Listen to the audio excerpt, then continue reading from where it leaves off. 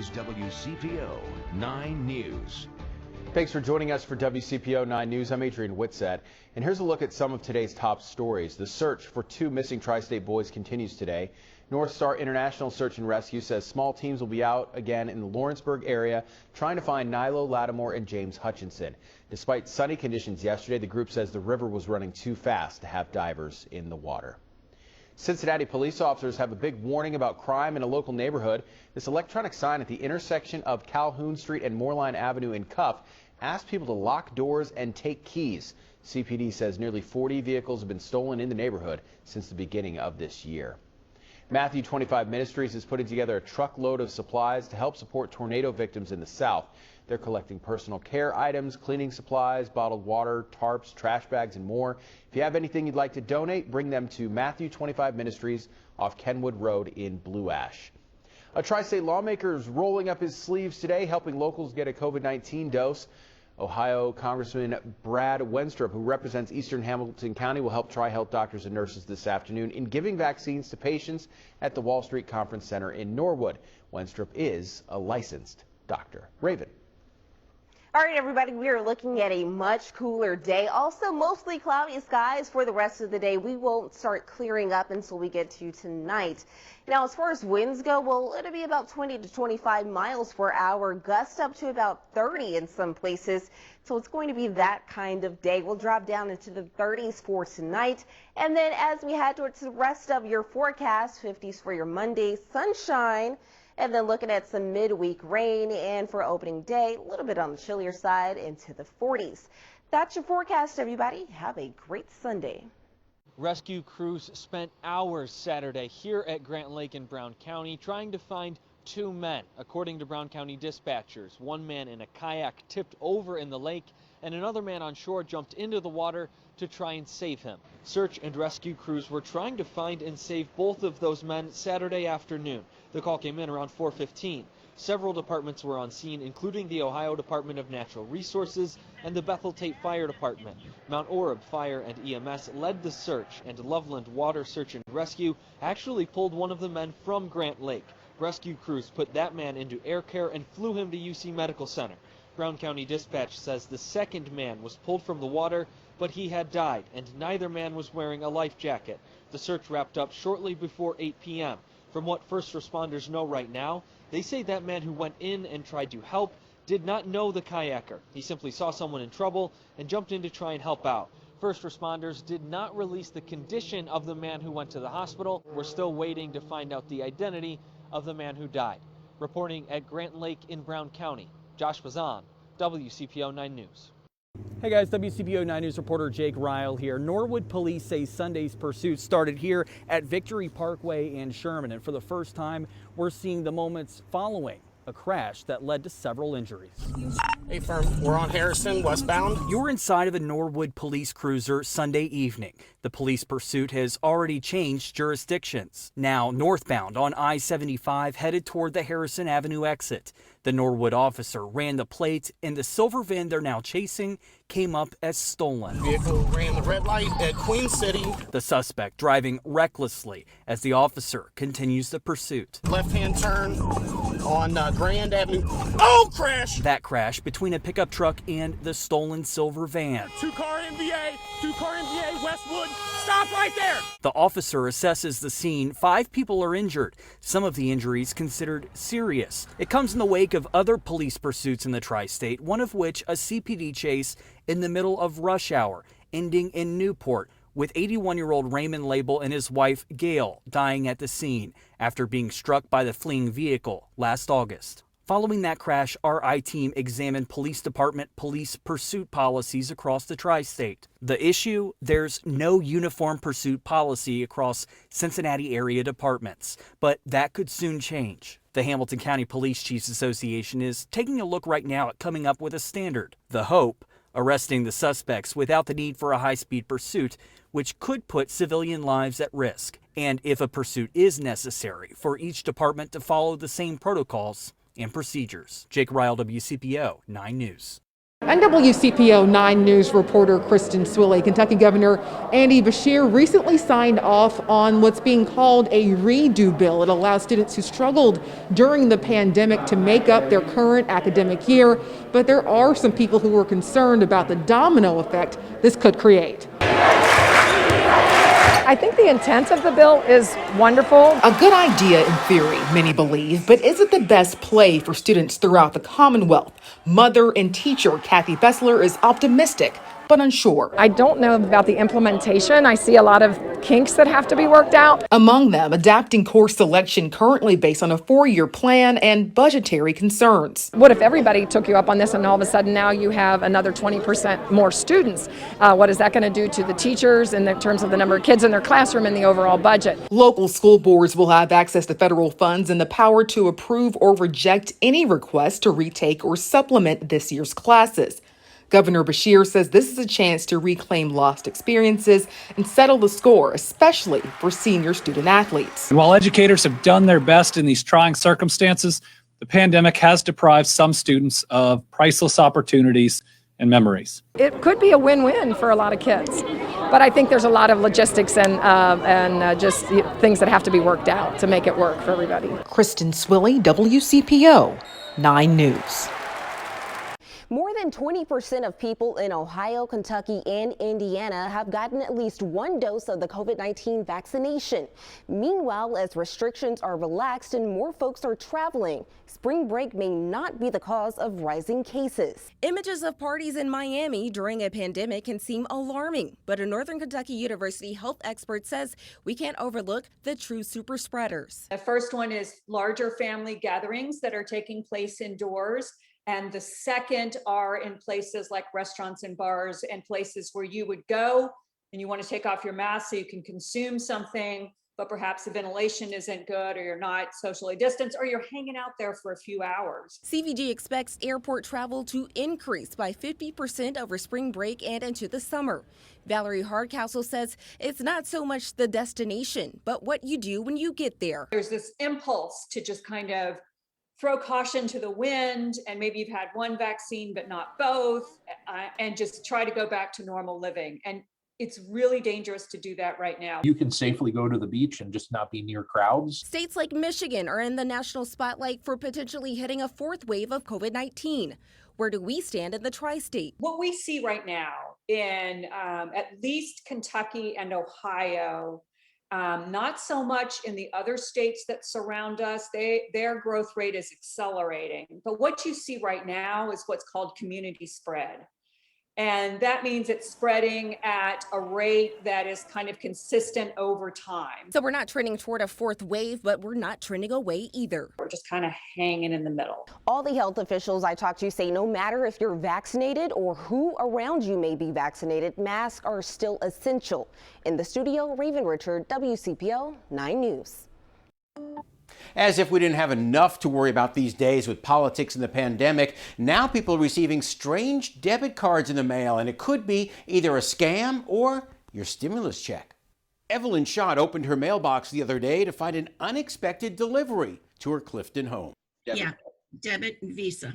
It was a U.S. Bank Relia card, the card that more than a dozen states use for unemployment benefits, including Ohio. At first, I thought it was my regular ATM card. And when I saw that it said Relia card, I got a little nervous. That's because Evelyn never filed for unemployment, so she called the number on the card. So I took my information. They also suggested that I file a police report.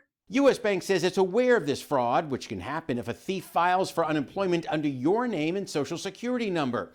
But U.S. Bank is just one debit card to watch for. Many states, like Kentucky, use Bank of America debit cards. Still others, like Indiana, use KeyBank cards. So be suspicious of any debit card showing up that you are not expecting. So what should you do if you get an unexpected debit card in the mail? The Federal Trade Commission says don't just cut it up or toss it. Someone could be applying for benefits in your name. The FTC says report the unwanted card to the bank, contact the state unemployment office, and place a fraud alert on your credit with Equifax, Experian, and TransUnion. But a caution if you receive a debit card from MetaBank, with a note from the Treasury Department that's not a scam. That could be your $600 stimulus check, so don't throw it away. Evelyn says it's all very confusing. How did someone get your social? Usually from one of many recent data breaches. So don't throw away any unexpected debit card. Covering the rebound, John Matarese, WCPO 9 News. This shot marked a major milestone in Kelly Neese's career. I'd say I'm proud of it, but it doesn't, winning's more important. Very few players have scored as many points as Kelly Neese, but he's still number 2 in his own family. That's video from 2016, a game winner from Kelly's older sister, Allie, on the same night she reached 2,000 career points. Having your sister play and be the big star, I guess you could say, it was really cool to look up to her and see what she could do here. Neither sibling, though, had an easy road to get there. Do you remember the night your sister got hurt? Oh yeah, it was in a scrimmage in summer. Down here on the block down there. My left leg went backwards, popped out of place, and then popped back into place. We were sitting up there in the corner, and my mom yelled. And then I remember thinking in my mind, like, I didn't tear my ACL. There's no way I tore my ACL. Allie didn't just tear her ACL, she also tore her MCL and meniscus. You get a sickening feeling as when you evaluate an injury like that, and you know what it could mean for that athlete. Allie had surgery and quickly began rehab. Rehab itself was I think it was more mentally hard than physically. Remarkably, she was able to make it back on the court by the end of her senior season. And now, she plays basketball at Northern Kentucky University. But unfortunately, that was not the last time Nick Repko would see a Neese sibling walk into his office. Oh no.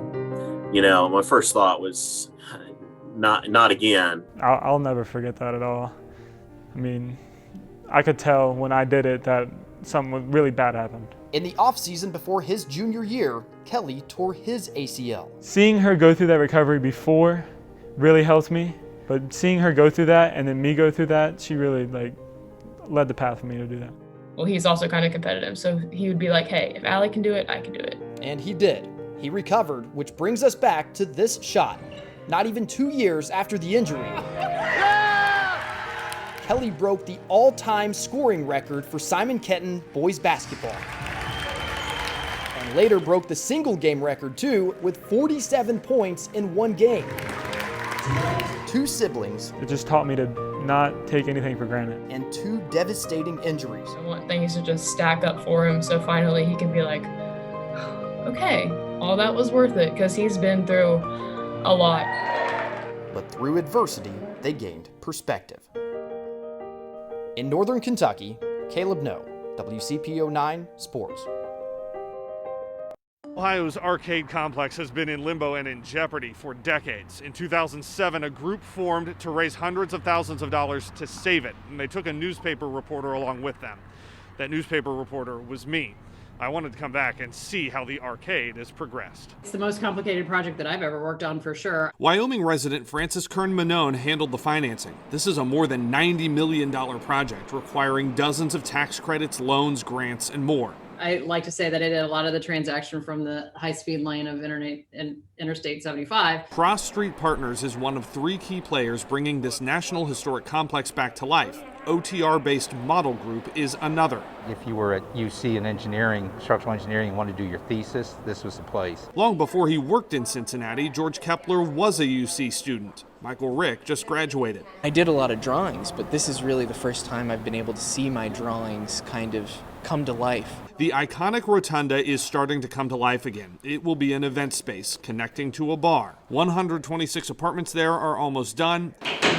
And the Hub is a co-working space and business incubator backed by UD. There's a lot of cool pieces, and it's really being able to take advantage of every cool element. Just how important is it? There were a lot of people in the community who weren't going to believe that the redevelopment of the downtown central business district was really happening until they saw the arcade starting to go to re-engage the way they wanted it to. In downtown Dayton. You go to Skyline here, and they're talking about it. I'm Evan Millward, WCPO 9 News. We call this the most emotional building in Dayton, Ohio. It was the gem of the Gem City. Built between 1902 and 1904, it was downtown's retail and restaurant hub. I compare that to the Findlay Market in regards to it's the same thing as the farmer's market to start with, the same concepts. And look, everybody cherishes the Findlay Market in Cincinnati. It's the same thing here. It was almost a no-brainer then for OTR-based Model Group to be part of bringing it back. We really want to help Dayton turn things around. Despite being on the National Register of Historic Places since 1975, the arcade was once listed on eBay, looked at to be torn down for scrap.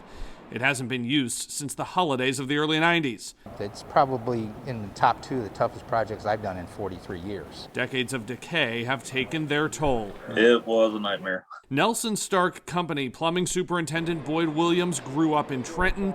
He got more than his name from his dad. I knew my father and my father-in-law worked there back in the late 80s. Imagine his surprise finding an almost untouched office with their time cards sitting on a desk in the arcade basement. You can see the 8/1/89 date. Then my father-in-law is the top, Hager back, and second to the bottom was my father's name. I'm the third, so there's Boyd Williams. B. Williams. There were plenty of surprises. Every time we took a wall down, every time we opened up something, it was a problem. 9 buildings, all different but connected. They managed to keep some terrazzo floors, some wood ones, and these details around the rotunda.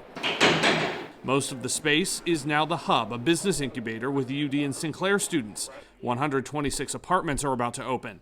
A bar is going in on the first floor. It is a mixed-use development. First floor vibrancy is key. It's not just the inside. They've had to restore several facades, too. They're still working on this one. The last time I was at the arcade was in 2007 as a newspaper reporter covering the effort to save it. This is what the North Arcade looks like today. It's in dire need of getting refurbished, but we're ready to attack that. This will become a kitchen incubator and fresh food market. Think Findlay Kitchen and OTR. Plus retail and a hotel or more apartments. This is one of the keystones to get revitalization downtown. Because it is one of a kind. At the end of the day, what's your value proposition? What makes Dayton different from Cincinnati, Cincinnati different from Northern Kentucky? A lot of it's that history. In downtown Dayton. And the history is like right behind us. I'm Evan Millward, WCPO 9 News. Hello, everyone. I'm 9 First Warning Meteorologist Sherry Hughes. We got into the low 70s today, and this evening we will have clear skies, but clouds will be building, and overnight we'll start to see some showers and also storms develop. We could even pick up an isolated strong to severe storm, as you can see a portion of the tri-state from Cincy southward and portions of southeast Indiana are under a marginal risk of maybe one of those storms or two becoming a little stronger with some gusty wind and also hail. Rain, though, likely won't move in until, I'd say, 1 or 2 a.m. It will be very quick moving across the tri-state, so by 8 or 9, getting up in the morning, it'll all be done. We'll be left, though, with some gusty winds out of the west, gusting upwards to about maybe 30 miles an hour. Cloudy conditions, but skies will begin to clear as we head into the evening. So here's a look at your forecast. We're going to be, again, in the mid-50s at 8 in the morning with maybe a few showers still around. Temperatures still sliding down, 52 at noon, 50 at 4 p.m., and we're at 46 by 8 p.m., but we're dry. I'm Josh Bazan. An Ohio woman is reuniting with a pet that has been missing for years and only recently turned up halfway across the country. We'll share her excitement and how the two were able to be brought back together. And one day he just didn't come back. Didn't come back. More than 5 years ago, Margaret Burcham lost her pet cat, Bernie. She says he was outside in her yard in Florence, but that's the last time she ever saw him. And I looked and I called the shelters and finally just kind of accepted that he was never coming back. Burcham moved to the Dayton area around the time Bernie went missing. All this time, she went without any news or any hope until last month. Apparently, someone found Bernie in Central Texas, and they traced him back to me. A volunteer with that organization in Texas happened to be driving through Cincinnati on a family vacation, so she put Bernie in the back seat and made sure he got home safely. Oh, please let this be them. It's them. Oh my God. Put this down. Here is Mr. Bernie with his mommy. buddy. Oh my gosh. A reunion 5 years in the making, but a reunion Bertram never expected to get. I can't believe it. Look at him. Hi, buddy. You're like, what's going on? There are still plenty of unanswered questions. How did you end up in Texas? That's what I want to know. We need to talk. But Bertram is thankful to have Bernie back in her arms. I didn't think I was ever going to see you again. And now here we are. I'm so glad. How often does something like this happen? Just amazing. And all the way in Texas. Someone found Bernie in Waco, Texas. He was clean and healthy, so volunteers assumed he had a local family. But the people who run the Heart of Texas Lost and Found Pets page found out he had a microchip and tracked it back to Bertram. But to be able to come visit my family and bring somebody along and give them the joy of having their animal back, it just makes the trip that much worth it. Nobody is exactly sure how Bernie ended up so far from home, but Bertram says that mystery is okay with her now that he's back where he belongs. In Winton Place, Josh Bazan, WCPO 9 News.